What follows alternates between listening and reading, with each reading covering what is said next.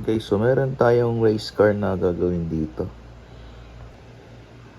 At kung mapapansin natin, meron tayong 4 na variants dito, pero ang binigay sa akin is itong kulay blue. Okay. Ayan, ito yung number niya. Ano pang inihintay natin? Let's open this one. So kung makikita natin dito, ito yung kanyang bukasan dito. Ayan, lahat tinanggal ko na sa box. Ito na yung ating construction paper. Yung mga instruction dito na susundan. Ayan. So ito guys, may numbering siya dito. Ang numbering niya is hanggang 7. So dito, ang number niya sa first paper is numbers 1, 2, 3. Ayan.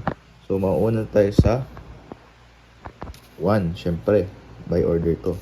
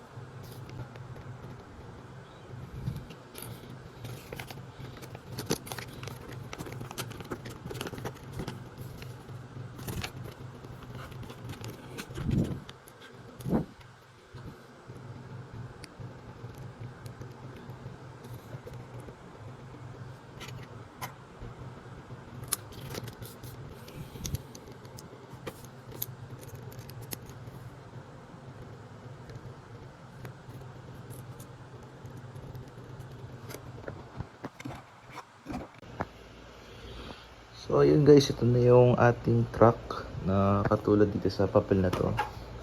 Ayan, okay na siya. Ayan, so nagdagdag lang ako ng isa pang patong dito sa bilog. Ayan, kasi ano siya, spare part siya. Ayan na guys, gumawa na ako ng truck.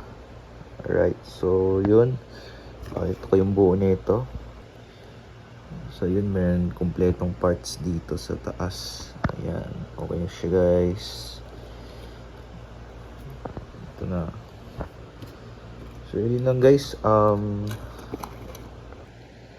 so ito na guys yung ating truck na ginawa ko.